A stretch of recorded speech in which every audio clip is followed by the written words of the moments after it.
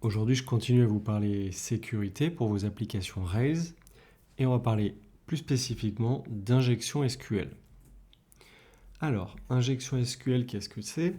Eh bien, c'est lorsque quelqu'un qui vous attaque essaie de manipuler les requêtes SQL de votre application pour obtenir accès à de la donnée qui est sensible ou en tout cas pour laquelle il ne devrait pas pouvoir accéder.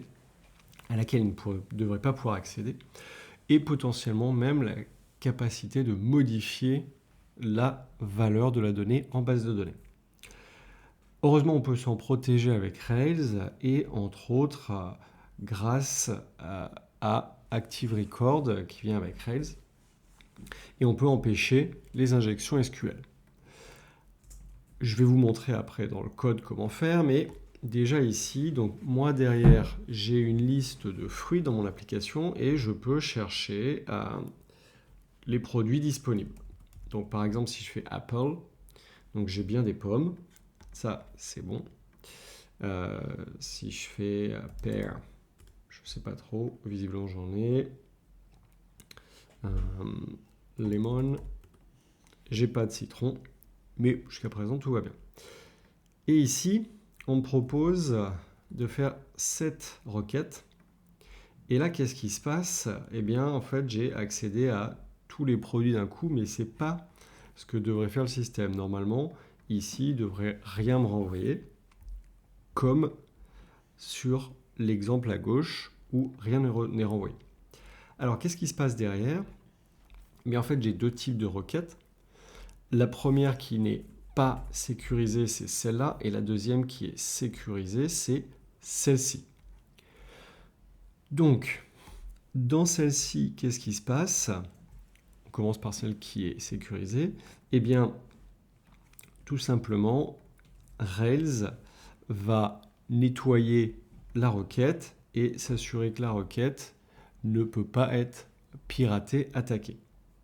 Donc, même lorsque j'ajoute apostrophe or 1 égale 1, eh bien, il n'y a pas de souci.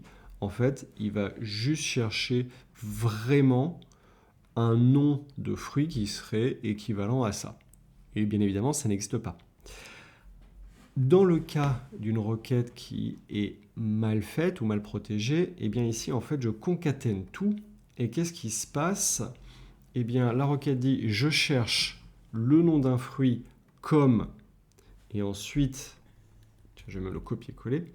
Ensuite, on a l'équivalent… non, c'est même ici.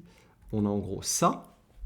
Donc en gros, il dit « je cherche un nom de fruit tel que vide » ou bien « donne-moi » ou bien « tout » puisque 1 égale 1 est égal à « true ». Donc en gros, qu'est-ce qui sort de ça? Eh bien, ici c'est « truefy », donc on retourne tous les produits. Et du coup, en faisant ça, eh bien, on n'est pas protégé. Rails ne nettoie pas la requête en amont et on est capable d'accéder à toute la liste des produits. Alors ici, ce n'est pas un cas hyper grave, mais en construisant une requête comme ça et en concaténant tout, on se met en danger.